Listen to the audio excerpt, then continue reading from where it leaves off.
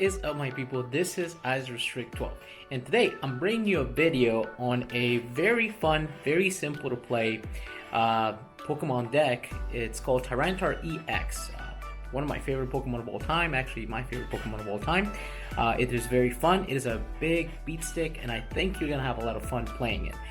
So what I'm gonna do with these videos, I'm gonna keep them pretty simple. I'm just gonna go ahead and introduce you to the main strategy. The setup, I'm not gonna entertain you here with a 20-minute video of me playing the deck. Nope, because in Pokemon, really all you need to know is the setup. You set up the deck. You set up your strategy, whatever pieces need to be on the board for you to be successful, and then you take it from there. Alright guys, so without further ado, let me go ahead and show you how to play Tyranitar EX for this current format, and let's get started. Alright guys, so this is the deck that I'm running. It basically, again, it's all about Tyranitar EX. That's usually how Pokemon works. You pick one or two Pokemon and base the entire strategy around those two. We are going to need some drop power, so we have Bidoof and Bibarel to provide that.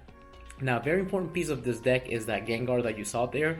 Gengar, Gengar and some means of discarding are completely vital for this deck. So for that, we have the Ultra Balls, we also have the Earthen Vessel, and we have a Professor's Research.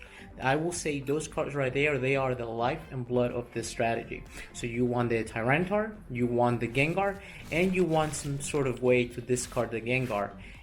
Because that is what's going to give you that Pokemon on your bench with the counters on for you to be able to play this deck.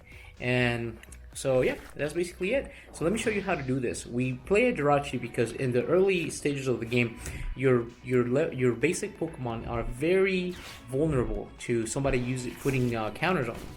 So Jirachi is going to help us here protect our bench.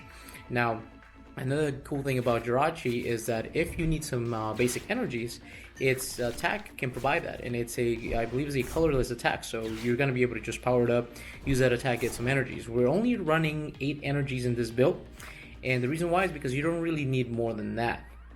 So here what we're going to do, we're going to go ahead and play the Larvitar, get it on the field. Now this is a tricky situation. We didn't get Arven turn 1, but we're going to go ahead and use the Ultra Ball to look for Luminion that can get us the Arven. The reason why we're doing that is because we also have the Seal Stone in our hand, which we can put on the Luminion and get going. So we're going to go ahead and play that Luminion, and then we're going to go ahead and get Arven.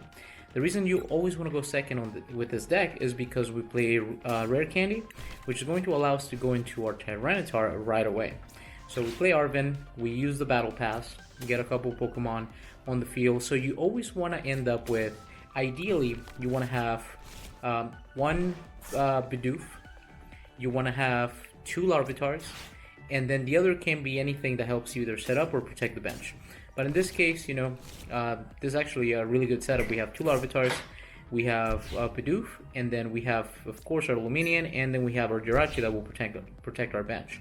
So we're able to get our Arven, use the Arven. Now we put the Seal Stone on Luminion.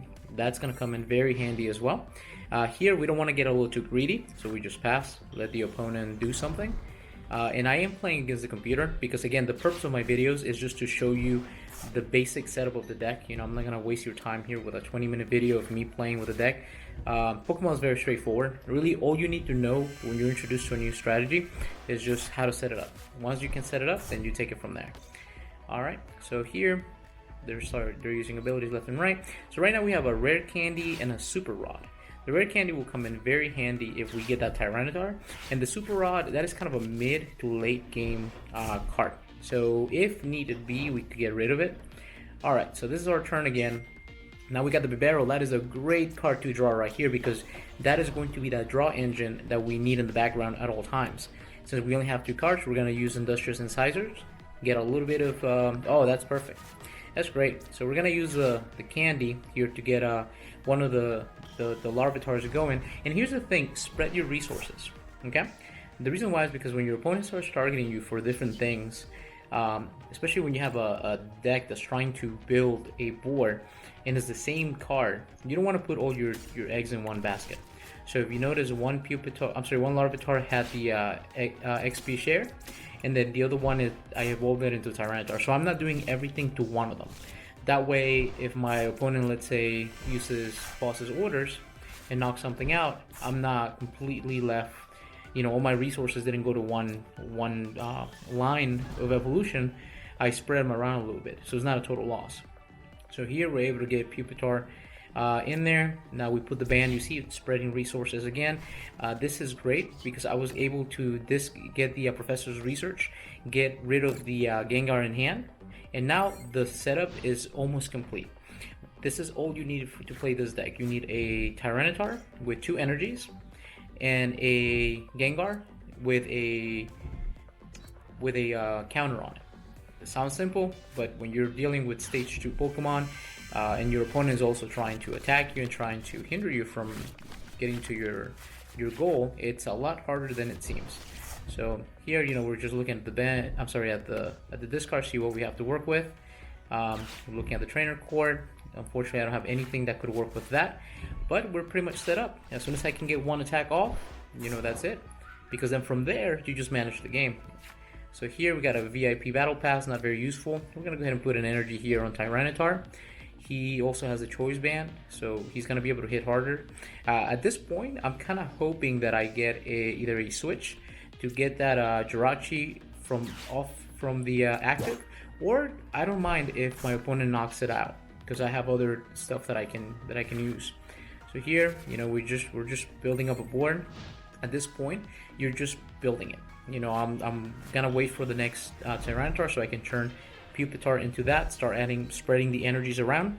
And the reason why is because he has several Pokemon here that I can just one hit with the first attack, which does 120, I believe.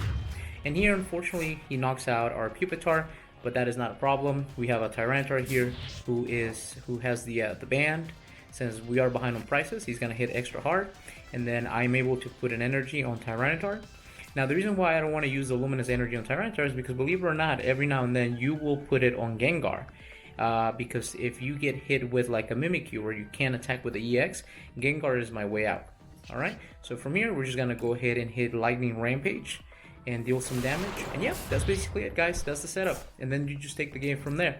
Alright, guys, so with that out of the way, guys, please let me know in the comment section, what do you think about this deck? Is this something that you want to try out? I'm going to introduce you to more decks in the future, and just like I said, the same format. It's just super straightforward. This is what the deck does.